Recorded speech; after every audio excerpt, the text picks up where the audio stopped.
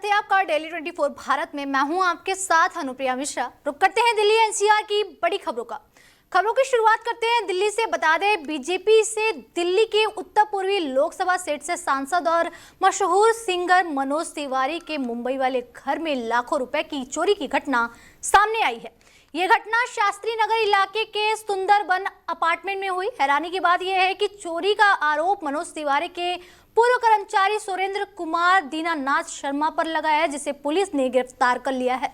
मनोज तिवारी के मैनेजर प्रमोद पांडे, जो पिछले 20 सालों से उनके साथ काम कर रहे हैं, ने अंबोली पुलिस स्टेशन में शिकायत दर्ज कराई। जानकारी के मुताबिक जून 2025 में भी 4.5 लाख रुपए अलमारी से गायब हुए थे, लेकिन तब चोर का पता नहीं चल सका था। दिसंबर 2025 में घर में सीसीटीवी लगाए गए और 15 जनवरी 2026 की रात कैमरे में आरोपी चोरी करते पकड़ा गया। उसके बाद उसके पास घर और अलमारी की डुप्लीकेट चाबियां मिली। पुलिस ने सीसीटीवी फुटेज जब्त कर जांच तेज कर दी है।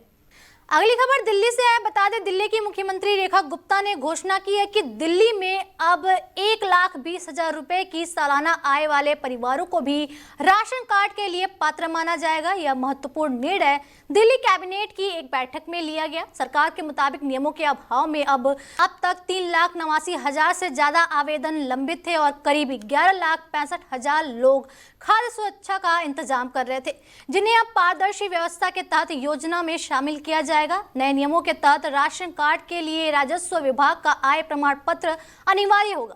जिन परिवारों के पास ए से ई कैटेगरी की कॉलोनियों में संपत्ति है, जो आय कर देते हैं, 4 पहिया वाहन रखते हैं, घर में 2 किलोवाट से ज्यादा का बिजली कनेक्शन है या परिवार का कोई सदस्य सरकारी नौकरी में है, वे इस योजना के पात्र नहीं होंगे। जिला स्तरीय समितियां आवेदनों की जांच कर प्राथमिकता तय करेगी और 20% की वोटिंग लिस्ट भी तैयार की जाएगी। वहीं ग्रेटर नोएडा के दादरी से दबंगई की चौंकाने वाली तस्वीर सामने आई है। बता दें, तुलसी विहार कॉलोनी में बेखौफ बदमाशों ने घर के बाहर खड़े लोगों पर लाठी डंडों से जानलेवा हमला कर दिया। गुंडों ने न सिर्फ पुरुषों को बेरहमी से पीटा, बल्कि एक महिला पर भी लाठियां बरसाई। इस हमले में 2 लोग गंभीर रूप से घायल हो गए, जिन्हें इलाज के लिए अस्पताल ले जाना पड़ा। मारपीट की ये पूरी वारदात पास लगे सीसीटीवी कैमरे में कैद हो गई। वीडियो में साफ दिखाई दे रहा है कि दबंग किस तरह खुलेआम गुंडागर्दी कर रहे हैं और इलाके में दहशत फैला रहे हैं। पीड़ित परिवार ने दादरी थाने पहुंचकर पूरे मामले की शिकायत दर्ज कराई है और आरोपियों के खिलाफ सख्त कार्रवाई की मांग की है। वहीं पुलिस सीसीटीवी फुटेज के आधार पर बदमाशों की पहचान में जुटी हुई है। वही बता दें, यूपी के हापुड़ जिले के गढ़मुक्तेश्वर में नेशनल हाईवे 9 पर घने कोहरे ने बड़ा हादसा करा दिया। ब्रिज घाट टोल से पहले सयाना चौपला के पास तेज रफ्तार प्राइवेट बस अनियंत्रित होकर 2 ऑटो से टकरा गई, जिसके बाद बस और दोनों ऑटो सड़क किनारे करीब 8 से 9 फीट गहरी खाई में जा गिरे। हादसे के बाद मौके पर यात्रियों में चीख पुकार मच गई। सूचना मिलते ही पुलिस और प्रशासन की टीमें मौके पर पहुंची और राहत बचाव कार्य शुरू किया। घायलों को कड़ी मशक्कत के बाद वाहनों से बाहर निकलवा कर नजदीकी अस्पताल में भर्ती कराया गया। इस दुर्घटना में आधा दर्जन से ज्यादा लोग घायल हुए, जिनमें एक महिला की हालत गंभीर बताई जा रही, जिसे मेरठ रेफर कर दिया गया है।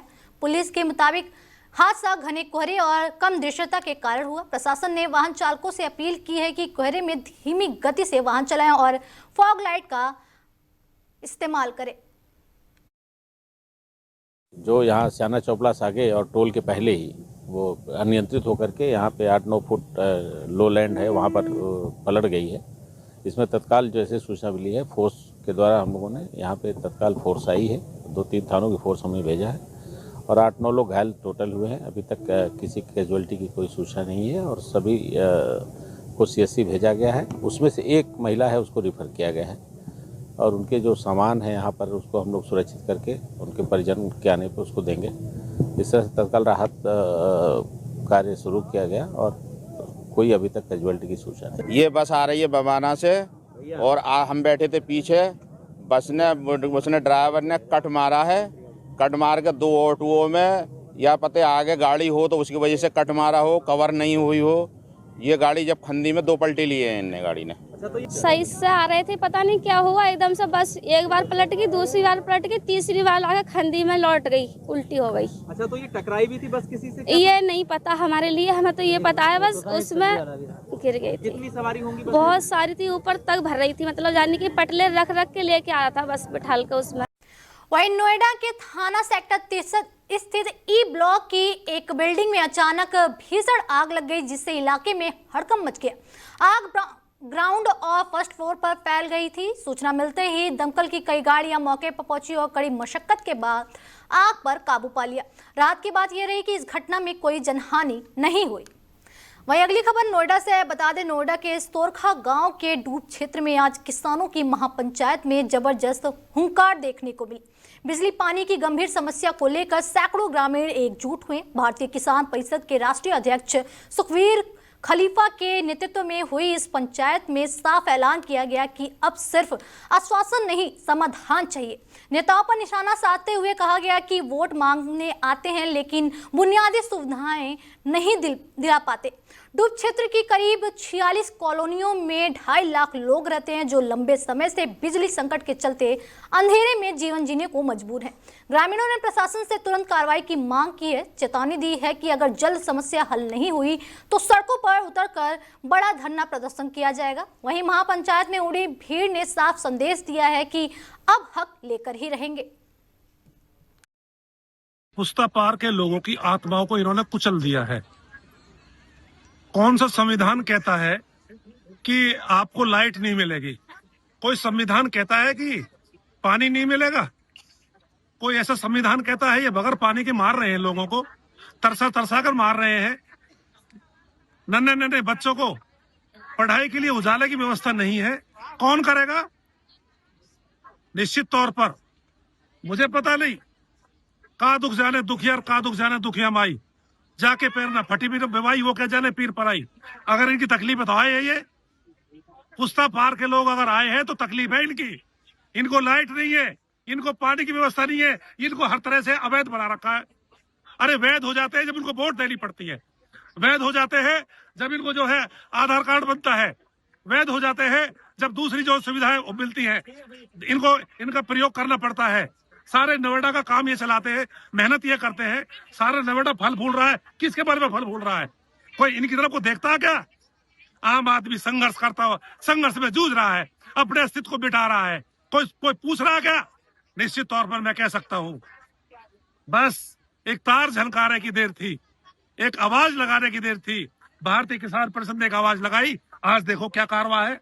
क्षेत्र में समस्या भी लाइट की है, क्योंकि लाइट को लेकर ये महापंचायत बिठाई गई है। यहाँ पर एक तरफ तो लाइट है गांव के और इस तरफ लाइट नहीं है। यहाँ पर नाम दे रखा है कि अवैध कॉलोनी, लेकिन जब इनकी रजिस्ट्री है, इनके सारे डॉक्यूमेंट हैं, वोट देने का अधिकार इनको है, तो इनको फिर लाइट का अधिकार क्यों नहीं है? तो सांसद और विधायक जो है, मेरा उनसे यही बोलना है कि भाई हमें जो पुस्ता पार के जितने भी लोग हैं उन्हें लाइट देने का कष्ट करें, नहीं तो आज हम शांतिपूर्वक महापंचायत कर रहे हैं, वरना आगे आने वाले कल हम रोडों पर घेराव करेंगे, धरना प्रदर्शन करने का काम करेंगे। पुस्ता पार के लोगों की आत्माओं को इन्होंने कुचल दिया है। बता दें, शामली विधानसभा निर्वाचन नामावली के विशेष संक्षिप्त पुनर्निरीक्षण कार्यक्रम के तहत ड्राफ्ट प्रकाशन के बाद दावे और आपत्तियां दर्ज कराने की प्रक्रिया जारी है। मतदाताओं की सुविधा के लिए रविवार 18 जनवरी को सभी पोलिंग स्टेशनों पर विशेष व्यवस्था की गई। निर्धारित समय के अनुसार बूथ लेवल ऑफिसर सुबह 10 बजे से शाम 4:30 बजे तक मतदाता केंद्र पर मौजूद रहे, जहां मतदाता आवश्यक पत्र भरकर जमा की गई। वहीं प्रशासन ने अपील की है कि कोई भी पात्र नागरिक मतदाता सूची से वंचित ना रहे, इसलिए इस अवसर का अधिकतम लाभ उठाए और समय रहते अपने दावों व आपत्तियां दर्ज कराए। बता दें, यह जानकारी नगर पंचायत थाना भवन जनपद शामली के अधिशासी अधिकारी ने दी है।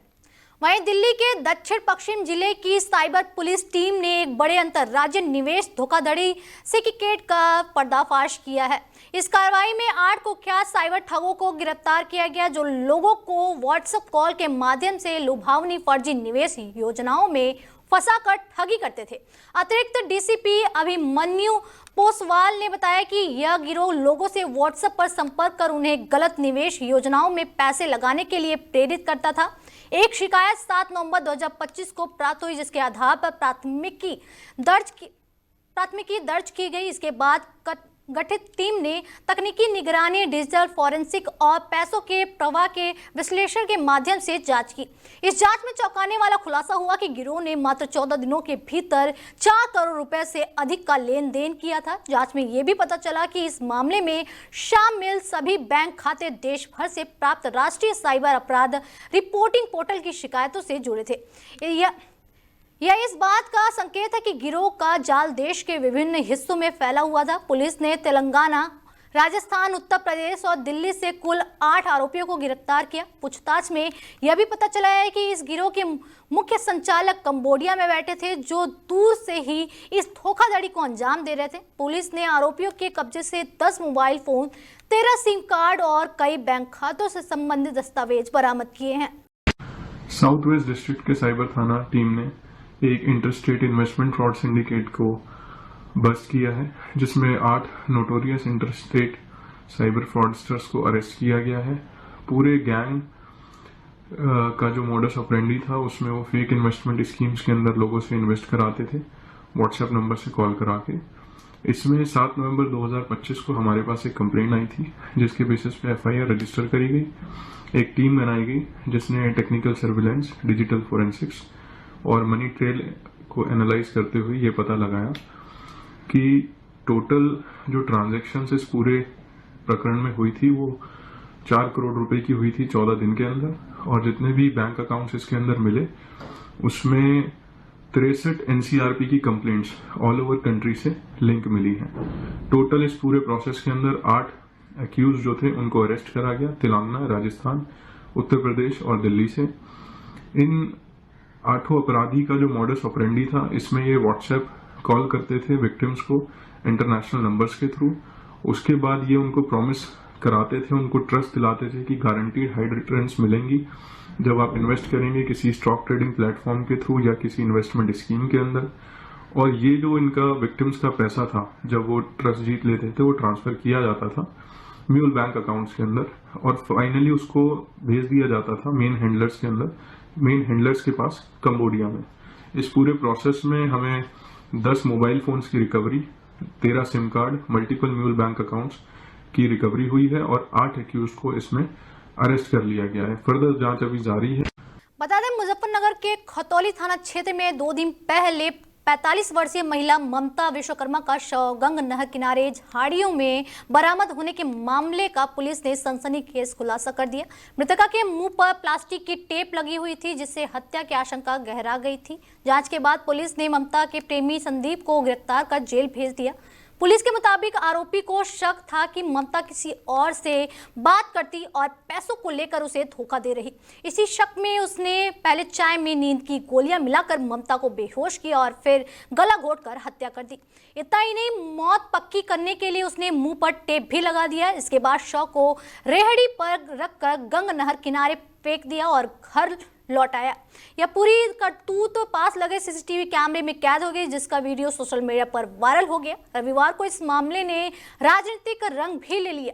बीजेपी नेता संगीत सोम पीड़ित परिवार से मिलने पहुंचे और उन्हें हर संभव मदद का भरोसा दिया। मीडिया से बातचीत में उन्होंने समाजवादी पार्टी पर तीखा हमला बोलते हुए कहा है कि विपक्ष जातियों को बांटने की राजनीति करता है और ऐसे मामलों में चुप्पी साध लेता है। उन्होंने अखिलेश यादव पर निशाना साधते हुए विवादित बयान दिया। फिलहाल पुलिस ने हत्या में इस्तेमाल हुई रेहड़ी, चादर और अन्य सामान बरामद कर लिया है। परिजन पुलिस कार्रवाई से संतुष्ट है। वहीं इलाके में घटना को लेकर गहरा आक्रोश और दहशत का माहौल बना हुआ है। देखिए, एक महिला है, उनकी हत्या हुई थी। मुझे जैसे ही पता लगा तो मैं आया, लेकिन परिवार के लोगों से बात करा, वे पुलिस से भी संतुष्ट हैं चूँकि पुलिस ने केस खोला है। हमारी यही रहती है इन मामलों में कोई राजनीति ना करके, जो एक क्रिमिनल है, एक क्राइम हुआ है, क्रिमिनल को सज़ा मिलना चाहिए, जिसके साथ क्राइम हुआ उसे न्याय मिलना चाहिए, यही सोच होनी चाहिए। लेकिन केवल इतना बताना चाहता हूँ कि मेरी समझ में नहीं आता वो समाजवादी पार्टी कहाँ चली जाती है जो धरना देते हैं जगह जगह। इनमें आके क्यों नहीं धरना दिया? चूँकि वो जातियों को लड़ाना चाहते हैं, वो हम लोगों को बांटना चाहते हैं, और मैं गारंटी से कह सकता हूँ वे कहीं ऐसी जगह नहीं आ सकते जहाँ हिंदुओं को ना बांटना हो। वो हिंदुओं को बांटने आते हैं हर जगह और कुछ नहीं करने आते। लेकिन मैंने पहले से कहा है कि अखिलेश यादव कितना ही कर लें, वो मुगल शासन के आखिरी शासक थे, अब कभी नहीं बन सकते। वहीं राजधानी दिल्ली में लगातार 4 दिन से बेहद खराब हवा के बाद हालात अब गंभीर स्तर पर पहुंच गए हैं। रविवार सुबह दिल्ली का वायु गुणवत्ता सूचांक 337 दर्ज किया गया, जो गंभीर श्रेणी में आता है। आनंद विहार में AQI 491, बवाना में 473, रोहिणी में 484 और बुडंका में 485 तक पहुंच गया। बढ़ते प्रदूषण को देखते हुए वायु गुणवत्ता प्रबंधन आयोग ने पूरे दिल्ली NCR में ग्रेड 4 की पाबंदियां लागू कर दी है। इसके तहत BS5 डिजिटल ट्रकों के प्रवेश पर रोक लगा दी है। हालांकि आवश्यक सेवाओं CNG, LNG, इलेक्ट्रिक और BS5 वाहनों को छूट मिलेगी। 1 नवंबर 2025 से BS3 और उससे पुराने कमर्शियल वाहनों की एंट्री पहले से प्रतिबंधित है। मौसम विभाग के मुताबिक आने वाले दिनों में हालात और बिगड़ सकते हैं। प्रशासन ने सभी एजेंसियों को ग्रेप के नियम सख्ती से लागू करने और नागरिकों से बेवजह बाहर न निकलने की अपील की है। फिलहाल इस बुलेटिन में मेरे साथ इतना ही। दीजिए इजाजत, नमस्कार।